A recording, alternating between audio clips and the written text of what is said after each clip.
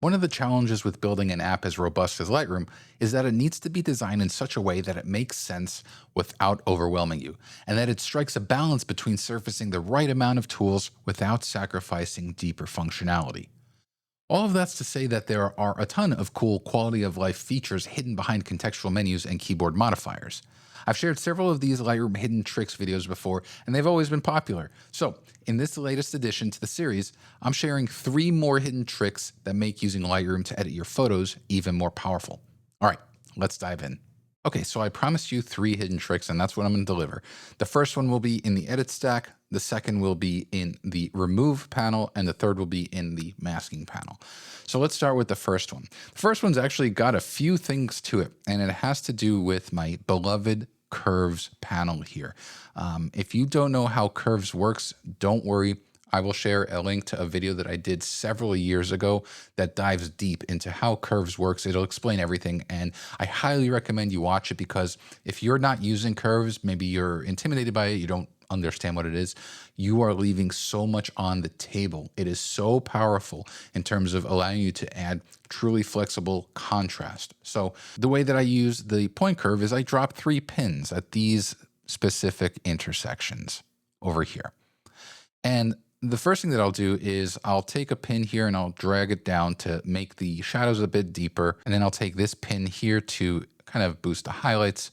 And then this will adjust the midtones. Now, the problem is that, at least for me, my hands can be kind of over caffeinated. And so sometimes when I'm moving this around, it can kind of move left and right a bit. And that can have an impact because watch, you move the point down to the right and it adjusts the shadows, and then you bring it to the left and it kind of opens up the shadows. You can see as I go left and right, look at the photo, and even little kind of micro adjustments can have an impact. So if you want to just move the dot vertically without worrying about going horizontal, press and hold the shift key while dragging, and you will see this line forms, this vertical line. And now you are locked on the y-axis. You can only go up and down. So that makes it a little bit easier. Another thing is that as you kind of move around, you might notice that this dot, the movement can be kind of finicky, and you can really go fast, like move it around a lot. If you press and hold the Option key on Mac or the Alt key on Windows while dragging, you'll see that moving the dot over here, or the point, is constricted. It's a lot more precise. So that's just something else that you can do. Remember, Shift while clicking up and down will lock it on the y-axis, and pressing Option will slow it down. Now, there's one more option here to give you even more refined control, and that is if you right-click in the Curves panel here, you'll see there's this contextual menu with the option Snap to Grid. I'm going to click on it, and now you can see that there is a more kind of refined grid here. And what happens is as you drag this dot or point will snap to each of these kind of refined intersections. So it makes things a lot easier. You can't just kind of put a dot wherever you want it. So I actually find that very helpful. I don't use it typically in my tutorial videos because sometimes I found that it's confused people because they don't know that it's there and they wonder why my point curve panel looks different than theirs. It's just a matter of turning this on. Another thing, I'm going to turn this off for now, but another thing is if you're using, say, the luminance curve here plus a color channel like the blue one, let's say I want to kind of add some orange to the midtones here. Well, you can see here, this is the curve in the blue channel, and then this is the curve here for luminance. And so if you want to see both, if you didn't catch it, there's also this Show All Curves option. And what that does is you can kind of see over here, let's also go to green. I'll go ahead and add a bit of green over here, just a little bit, just so that we can see here that there are multiple curves being represented in each of the different views. So you can always see all of the curves regardless of which of the channels you're in. Of course, you could turn it off if you just want to focus on the one that you're in. All right, so for the second hidden trick, we're going to move to the remove panel. And this is especially helpful for those of you who have to remove something that's either straight or like a continuous line. It doesn't have to be necessarily a straight line, but it'll make things a lot easier. Let me show you right now what I'm talking about. All right, so I'm going to stick with this same photo. Let's say I want to remove this rope here. Well, I could, adjust my brush size and, manually draw, but sometimes, I'm not the most, refined drawer. I'll admit that. Well, fortunately, there's a really easy way to take care of this. If I just click over here, you'll see that there's a spot. And then if I move the cursor to the other end of whatever it is that I want to remove and press and hold the shift key while clicking, it'll create a straight line. And that's great. Like I said, that's great for straight lines. For example, let's say I wanted to get rid of this beam. I would adjust the brush size, I'd click, I'd move down here and I'd shift click, and it would create a nice straight line. But let's say it's not a straight line. Let's say you want to get rid of the part of the rope that's curving. Well, you can kind of expand on the tip of what I just told you. Watch, I'm going to click here. I'm going to press and hold, and I'm not going to let go. I'm going to press and hold on the shift key, connects there. And if I'm continuing to hold the shift key, I can create my own path.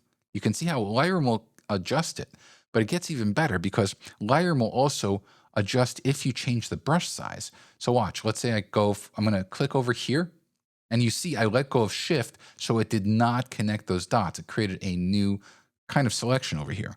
I'm going to drop the brush size a bit, hold the shift key, and you see how Lightroom adjusts the size? It kind of scales it down. And so all you need to do is really take care of the brush size. And I'm just pressing and holding the shift key, which connects all of the dots here.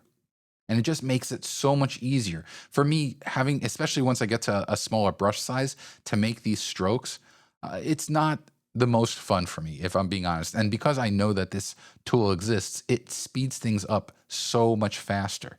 And so now all I need to do is click on remove. And as usual, Gen Remove just does such a good job here. It's really amazing. So those are the first two hidden tricks. The first one, again, was curves. The second one was in the remove panel. All right, so for the third and final trick in this video, we're going to the masking panel and we're going to use the Radial filter.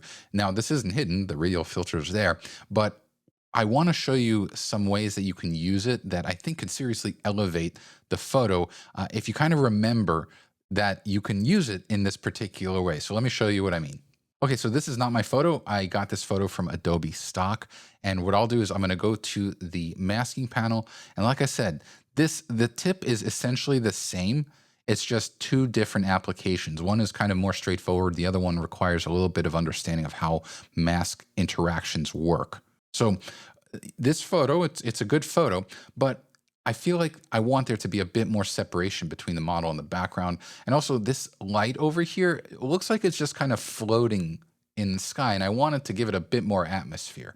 So if I go to Radial Gradient here, and I hold on the Shift key while clicking, first thing you'll see is that I'm making a perfectly round mask. So I don't have to worry about different shapes, which is fine for this particular use case. I'm going to let go. And then what I'm going to do here is I'm going to go to dehaze, and I'm going to go to negative dehaze. And you can see what we're doing is we're adding this glow. It's like the lamppost there, the light, has a bit more presence. So I'm going to bring this to negative 100. I'm also going to hold the Shift key again, and I'm going to make it even larger. So like that. And here's the great thing. Every mask that you create has an amount slider, kind of like a strength or opacity slider. And so you can dial this back to 0, or you can make it even stronger. This is obviously way too strong. It's starting to bloom over here. So I'm going to dial this back right around maybe here. And I'm going to make it even larger. So something like that looks really good. Of course, I can adjust the color temperature here to make it even warmer. And let's rename this. I'll call this lamp glow. And so there we go. We have our first mask. And you could see that the effect that it has here is it's really nice. Of course, I also want there to be a bit more separation with the model, as if there was some sort of a light behind her that was separating her off of the background. You can see that there is a bit of an edge light that she has on her hair. So let's go ahead, create a new mask here. I'm going to go to Radial Gradient. And I'm going to, this time, just make a freeform shape. This kind of like oval over here, and I'll position it over here. I'm going to do the exact same thing. I'm going to go ahead and I'm going to apply negative dehaze, which unfortunately applies this kind of glow on top of the model, which we don't want. What I want is it to be behind her. And this is where just a little bit of understanding how masks interact with each other can help you. Because I could say, you know what? I like this radial gradient here, but I don't want the model to be in the selection. So let's go ahead and click on subtract. I'll go to subject, and then boom, we now have the model cut out. And you can see the glow from the light is almost kind of transferring to the model. Like there's a bit of separation here. Again, if we toggle this, you can see it's just a bit of that glow. And of course, you can reposition this wherever you want. Like if you want, you can move it here, you can move it there. It becomes this like movable spotlight. And so I'm going to actually put it more to this side of the model because the light is over here. And so that's looking really good to like check that out. Like it's very cool. Of course, again, you have an amount slider here, so you can dial that down a bit if you want. I have the feather maxed out over here, which is also good. You really want a soft transition for this. And then you can see the effect without any of the masks and then with the masks. And again, it's just a little touch. But once you start to understand how you can use masks together, especially with add, subtract, and intersect, I mean, you can get so creative with the results. All right, so there you have it. 3 more hidden tricks in Lightroom.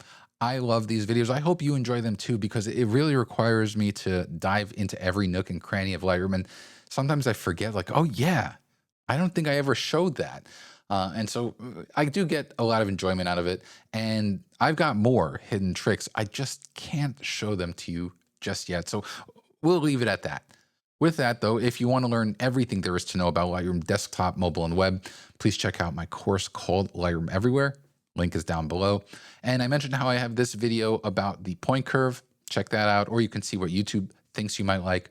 As always, a thumbs up is greatly appreciated, as is clicking on the subscribe button and the bell icon to get notified of all future videos. Thanks a lot, everyone.